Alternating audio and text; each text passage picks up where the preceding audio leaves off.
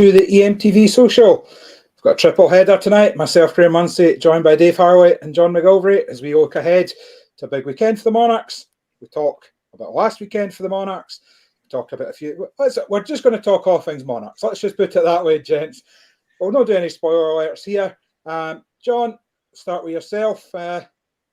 BSN Series comes back up this weekend. If we look to that, and it's kind of the Berwick matches for both Edinburgh and Glasgow. Now we pretty much know that whoever takes a bonus point over these two legs, assuming 2 home wins, but you need to get the bonus point to do that anyway, of course, to win home and away. Whoever takes a bonus is guaranteed in the semis, and that's got to be them. Yeah, I think it's just a straight shootout now, isn't it? Which is good for both clubs. We know what we need to do. We need to go there. And, Josh was infectious last week, and he's saying, I'm going there to win. And that was at Poole. He must be thinking to himself, he's taking these Monarchs west to win. So we go there. If we don't win, we keep it tight. We bring them back to Armadale at the end of the month. And again, we win and we do the job on aggregate and get the bonus point and into the semi-finals. But both clubs know what they need to do. And it's just about getting out there on Friday night on track and making it happen. Yeah, Dave. John kind of said it there. It's all about getting on track and making it happen. But yeah, it was close but no cigar last week. But positive shoot still. Poole came.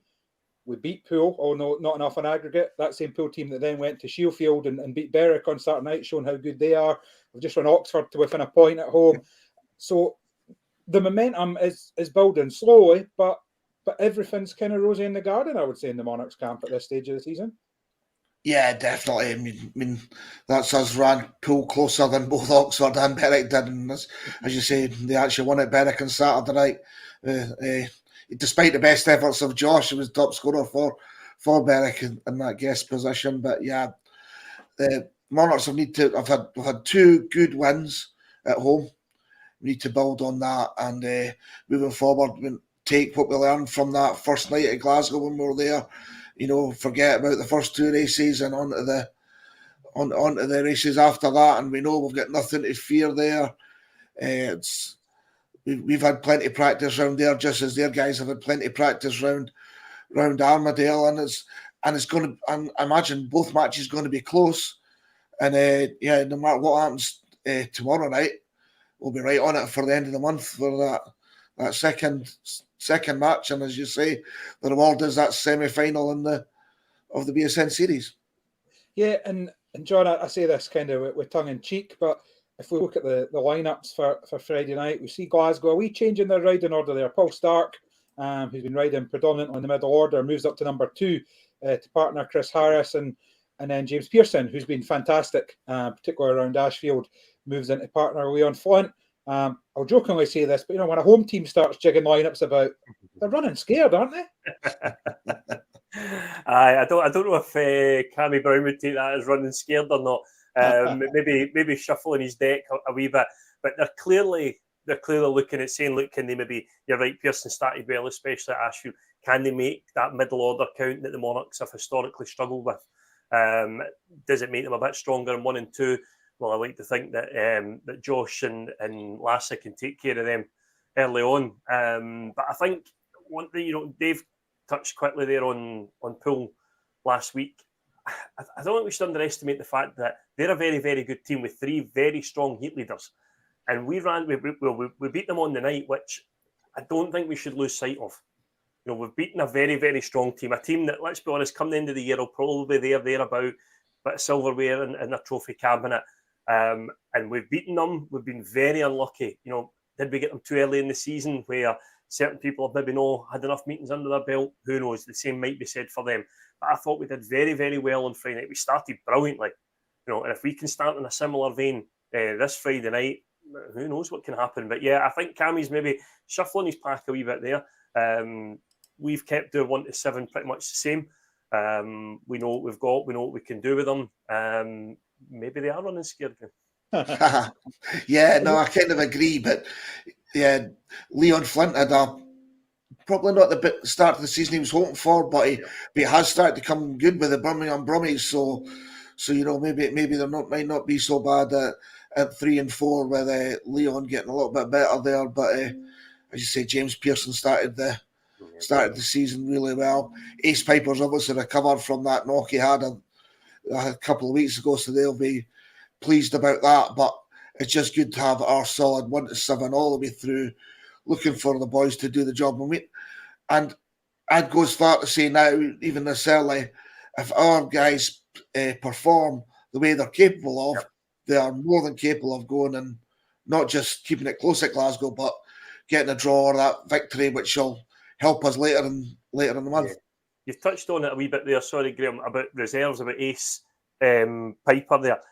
Is it probably the first Glasgow-Edinburgh meeting we've had in a long time where they're pretty evenly matched in terms of, will it come down to reserves? Because you could argue this match could come down to reserves. Will it come down to, will Josh beat Chris? Will Justin beat Stevie Worrell? There's areas of the all teams that you can say, well, if it's like they say in football, beat your own man. If you beat your man, you do that. Does each side of that team say, well, if I just go and beat my number 1, my number 6, my number 4, whoever, that's where it's going to be won and lost? Yeah, I think that's probably fair, John. And if you look at the Monarchs' away performances so far, of course, it was 43 points. At Berwick, it was 40 at Poole. Two solid scores, but maybe outside of Josh, solid is the only word we could use. No one's maybe been spectacular. And I'm being unfair. There's been heats here and there. And Paco had a very good match at Berwick as well. And we've seen Max James win both Heat 2s away from home in the completed match, which is exceptional for where he is. But I don't think outside of Josh we've had a rider hit double figures away from home yet. And maybe this is the meeting. Sedgie knows Ashfield very well. Paco was outstanding in his first race there the other week and had a very good meeting there at the end of last season.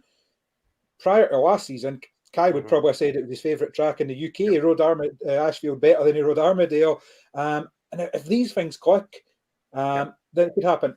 I would flip that though and say if we were, sitting here with red and white T-shirts on, we would be saying, as Dave says, Leon Flint hasn't started well. Ace Piper's now back. Stevie Worrell's been a bit up and down. One of these days it's going to click for them. Yeah. And it's one of those meetings, isn't it, that I'm fairly optimistic going into it. But if you told me just now that come 9:30, 10 o'clock, 10:30 on Friday night, whenever the meeting ends, if it was 50-40 Glasgow or if it was 48-42 Edinburgh, I don't know if I'd be too shocked either way. Yeah. Can I ask you, what to you? See on Friday night and genuinely, hand on heart, did you think we'd beat Poole? Yes. But I always think that, to be fair. The reason I ask is obviously I think it's so close to the season, it's a fairly similar side. Do you think, you're going in thinking, a wee bit apprehensive, can we beat them? Did I think we could beat them? Yes. But do you honestly, so when you go so far ahead, you're like, do you know what? I like this team. I like the balance of this team. And you're right, this could go either way on Friday. It could be 48-42 Edinburgh, it could be 50-40 Glasgow. Who knows? Time will tell. Yeah, and of course, as I've said, 2 key matches. Both teams sit on, quick bit of maths at my head, 3 points from their 2 matches ridden so far against Berwick. There is, of course, a best runners-up position, but we're not going to get into the maths of that because we'd be here all night. And it's so many permutations based on Plymouth versus Poole versus Oxford and Redcar versus Scunthorpe versus Workington. So we know that you keep it simple, don't you? KISS, keep it simple, stupid. Yes. And that's how it is. Bonus point over the 2 legs, and you're in a semi-final. And that'll be the aim, starting 7:30 on Friday night at Ashfield. And it's a bit of a feast of Speedway. There's a Northern Junior League match that, there's the Northern Junior League, it's all about development, but I wonder if there'll be a wee bit of meta on this one. It's the Giants against Armadale, a team that think they'd won the league last year against a team that ended up with a trophy. And I won't go into the politics of that. It was the Wildcats that won the league last year. That makes it easier then. It's just a standard Glasgow-Edinburgh rivalry then. No extra meta needed. So that'll be good. Of course, the teams, an extra 6 heats, always nice. Dale Wood's involved, isn't he, for Armadale, among others? Yeah. So he'll be able to keep himself busy and see how he's progressing. As his season goes on, you'll see the lineups. Ben Rathbone, Steve Piper, Charlie Lockman and Rhys Harrow. And it's Dale Wood, Owen Booth, Lewis Haig and Callum Haig. So that'll be interesting as well. I don't often actually get a chance to see the Northern Junior League stuff at Armadale because I'm too busy running about doing interviews and getting the focus. So I'm very much looking forward to watching that as well, Dave. Yeah, no, definitely. You love watching the kids, as you say. We don't necessarily get a chance every Friday at home meetings, but yeah, I'll be hanging around to watch that. I mean, especially young Callum. It's his first season there, so just try to get stabilised and keep an eye on his brother, and it's about getting track time, different tracks, different experience for all these lads, and yeah, we're all hoping that in 5, 6 years' time it'll be Lewis coming through, and then maybe 10 years' time Callum coming through. You know, that's what these things are all about, and the same for Glasgow. And it's great to see us having a junior two junior teams at that level, and hopefully the guys go well. It's so important to have these young guys getting that stage as well. I mean, if you look at the two guys at Glasgow and Steen and Rhys Harrow as well, you know, they're young lads that are trying to do their bit in Scottish Speedway, and as much as we all actually Glasgow, Edinburgh, and all that, you want to see these guys progress, because you never know, they might end up in the blue and gold. Once they've kind of got to a place, there might not be a team place for them at Glasgow, and they might have to come. It's just great to see young Scottish guys getting a chance, and I think we've got to support both teams, really. Yeah, and Dave, I can see a few comments coming through. So start with Ryan Anderson. He's saying he's optimistic that we can go through there and get a result. Whether we can keep it close or win, we have the guys who have done plenty of laps at Ashfield, and we're just getting going at Ashfield as the rain came last time. And that's probably the key point in that segment, is it? You mentioned it there, Dave. I forget, was it we were 6 points down, weren't we, when the rain came in the last time? But of course, 2-5-1s in the first two races for Glasgow, you can't imagine would start that way again. So we can keep it close from the off and go for there. Andrew Jeffrey, riders 3 and 4 huge estimated for both teams. I think Kai and Paco have more than enough to deal with them on a good day. So Andrew kind of agreeing with what we said earlier there, that, you know, that middle order, Leon Font is probably not at the start of the season he was looking for. James Pearson has, but he gets moved into that position. And then Kai and Paco, that engine room for the Monarchs, really, really key. I think we've got one more, haven't we, from Ian Anderson. He's in good luck to the boys at Ashford tomorrow. One would be great, running in close enough to overcome them at Armadale, keep the faith. So I think we can tell from that, and from what we're saying, you know, the belief building in this team, isn't it? Okay, we're only 2 home matches and 2 completed away matches in, but it's nice, isn't it? This time last year, we're already talking about being out of 2 competitions. We're already talking about Josh being out. We're already talking about other injuries, and doom and gloom had set in a wee bit already. 2024, as I say, it's looking different. We're showing again that the Edinburgh are a team that nobody should take lightly. Yeah, definitely, and we've got to keep that positivity going there. As Ryan Anderson saying, if you can get through there, back that 4th bend with blue and gold, encourage the boys on. That's what we're hoping for, and that's what as supporters we're here to do as well. You know, get right behind the team. They know there's nothing better than coming round in a winning lap past the 4th bend for a Monarchs rider. So hopefully a few of them get to feel that feeling tomorrow night. Do you know, the thing is, guys, they know it's there, and they do appreciate it.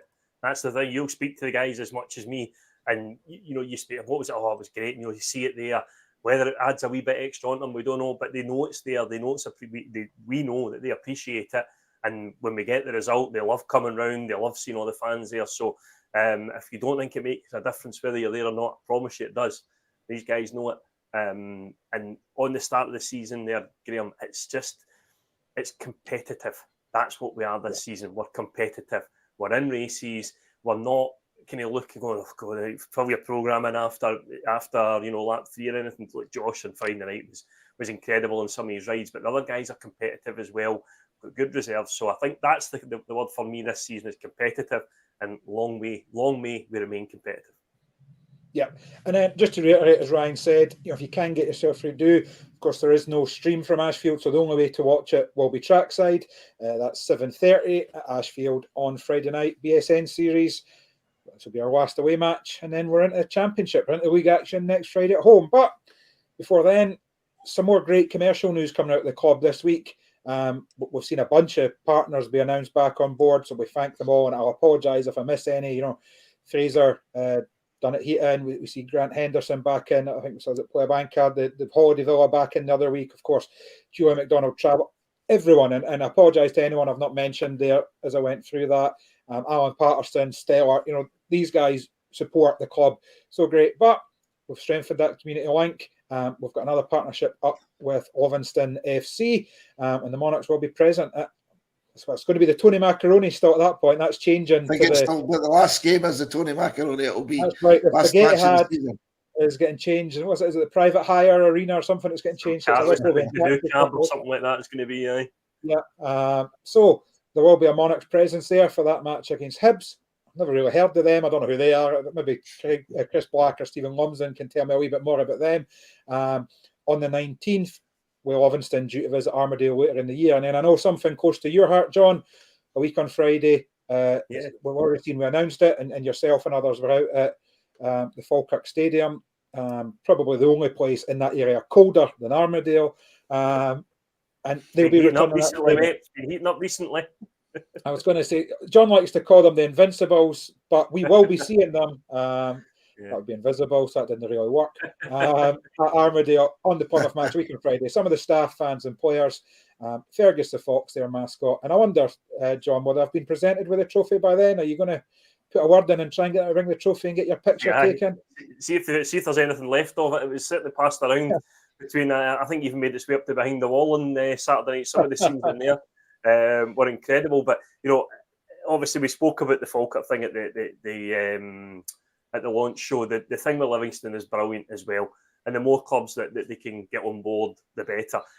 Scott Wilson's doing an incredible job in that side of things. So fair play to him for getting it sorted. If they'd have the engagement that at Almondvale that they had at the Falkirk Stadium, then they're on to a winner, because I thought our mascot Eddie Mollett was incredible. He's great with the young team.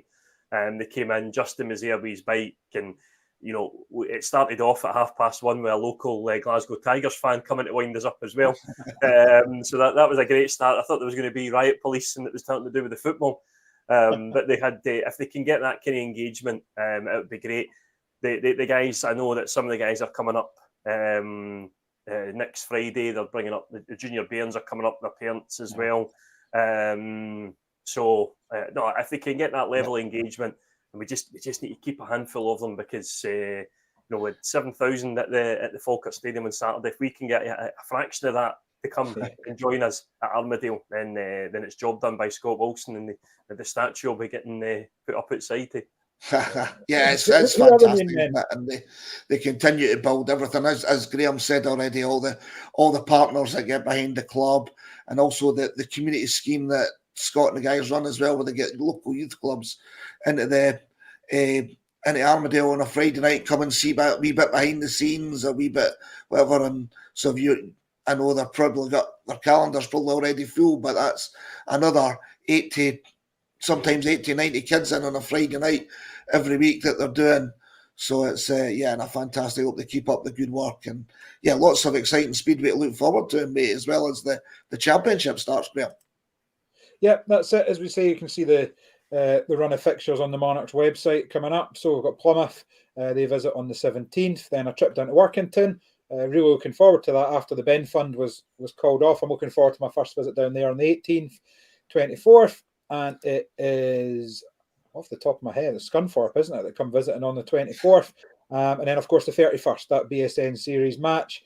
And in between that, we've got a trip to Oxford on Wednesday, 29th. So a busy month for the championship team, anyway. That's what they want. They want to get themselves right in. And you know what? A lot to look forward to there, as we say. The Monarchs will be at Almondvale for the Hibs match. We've got Falkirk coming. There are just things happening again. Everything's moving forward. It'll be great to see. I assume the main players at Falkirk are still like Kevin McAllister and Scott Crabb, John. So I'm sure we'll see them a week on Friday. I was saying will be there, and that's right. But there's a lot happening in the club. Keep an eye on the Monarchs website. If there's anything you want to get involved in, get in touch with the club. Anything you think you can add, any commercial partner you think might be wanted to invite along, do feel free to do so. And we'll try and keep you entertained as much as we can. Obviously, there'll be no focus this week with it being an away fixture, but we will be back next midweek as we preview that championship match and look back on the Glasgow match. Dave, John, I'm buzzing for tomorrow night now. A derby's always special. A cup derby's that wee bit extra special. And hopefully, as we speak here on Thursday, the sun is out. Yeah. The weather It's seems nice to be tomorrow, better for tomorrow. I've seen figures banded about that I've got a 2 at the front of them in the Celsius for the first time. So at I need to get the suntan lotion out. You keep your socks on, boys, all right? So looking forward to that. And until we're back next week, as always, thanks very much for joining. Do like, subscribe, join any bit of social media you see us on: X, Facebook, Instagram, YouTube, hundreds of other ones that I'm too old to know anything about. Yeah, there might be more coming soon as well, with some new ideas fresh in the club as well. So keep your eyes peeled on Monarchs social media. As well, yeah. There'll be no singing or dancing first to you. Then we're definitely the Monarchs version of the Proclaimers. That's for sure. But as always, thanks everyone for watching. Thanks for everyone for commenting. And until next time, goodbye. Thanks, Cheers for now.